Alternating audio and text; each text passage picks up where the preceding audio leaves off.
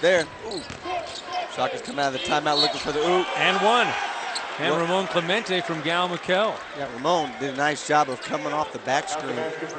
Gal didn't see the alley-oop initially there, but Ramon kept working and found rhythm right there, down low, found space. Did a nice job of sealing off Green. A good pass from McKell. Ramon has hit only 4 of his last 11 free throws. Phil Thomason, though, does a great job to keep it alive.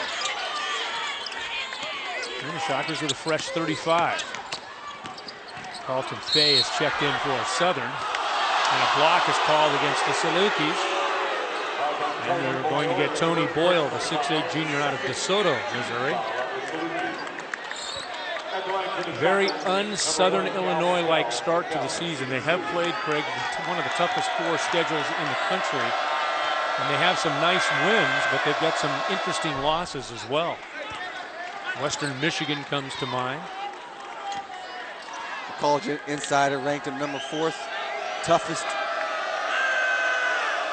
program or toughest schedule. Thank you, in the country so far. So it's a team that had a rough start. But losing games in the Valley too, that's been interesting. Now they haven't lost at home, they've lost 3 games on the road, but just 3-3 coming in. This is a team that was in the Sweet 16 and in fact has been in 6 straight NCAAs. Only one of a handful of teams in the country to claim that, and in fact along with Gonzaga, one of only 2 non-BCS schools to be able to make that claim. Indiana State, the only team in the conference in the last 7 years, is the only team that's come in here and beat this Southern Saluki team at home. 3 ball from Josh Bone. Wichita State up by 2. Tell you, the one-hand pass against this kind of defense is going to be tough. And the foul is going to go against Ramon Clemente. Clemente and Fay working hard down low, trying to gain space. Like he brought the elbow up maybe a little too high.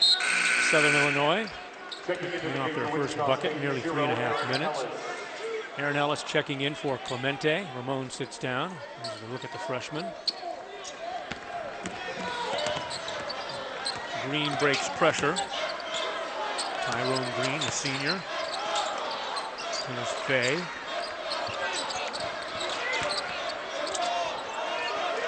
Aaron Ellis has to figure it out for this team.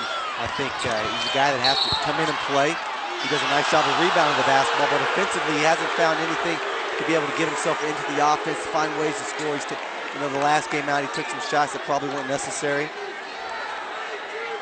Has continued to rebound the ball a little bit, but has not scored.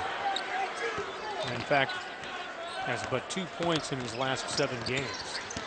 McKell working against Mullins. 2 big, strong, physical guards right there.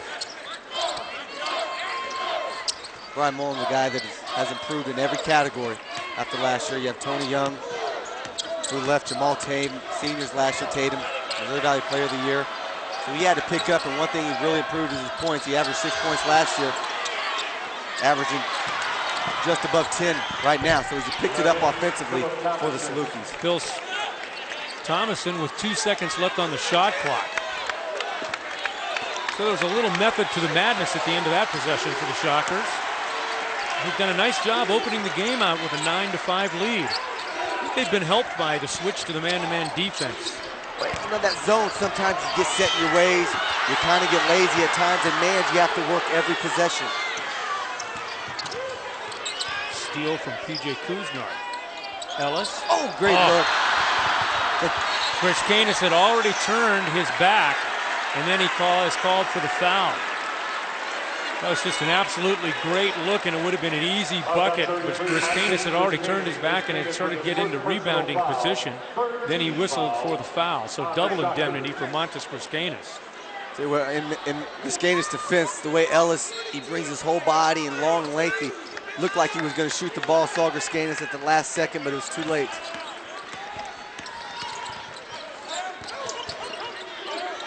Shaw likes that shot. Push off. Good call. And the foul is Called against Tyrone Green. Tyrone Green got both hands to the back of Ellis. Easy call by the official. And it's a veteran crew tonight with Paul Jansen, Bob Staffen, and Randy McCall working the game. Very familiar officials around the Missouri Valley Conference. Wendell Freedom called for the push. And he clearly brought the arm up. With Matt Breyer out, Wendell's the guy that has to come in and relieve pressure for Dal McKell. You can't make ill-advised turnovers, an obvious push-off. Again, another easy call by the official. And he's working against Mullins right now. Walker against J.T. Durley, who's in the ball game, and that was too easy. Just backed him in and scored. Walker just manhandled Durley. Durley's got to ground his feet, hold his ground. When he's elbowing you and dropping his shoulder, flop. See if you can get the ref to call a charge.